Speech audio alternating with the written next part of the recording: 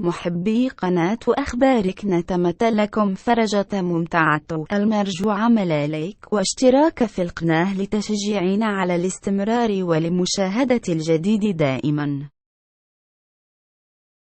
وفي هذا الإطار وتطبيقا لأحكام الفصل 47 من الدستور ولا سيما الفقرة الثالثة منه، وبعد استشارة رئيس الحكومة، قرر جلالة الملك إعفاء عدد من المسؤولين الوزاريين، ويتعلق الأمر بكل من محمد حصاد وزير التربية الوطنية والتكوين المهني والتعليم العالي والبحث العلمي بصفته وزير الداخلية في الحكومة السابقة، محمد نبيل بن عبد الله وزير إعداد التراب الوطني والتعمير والإسكان وسياسة المدينة بصفته وزير السكنى وسياسة المدينة في الحكومة السابقة، الحسين الوردي وزير الصحة بصفته وزيرا للصحة في الحكومة السابقة.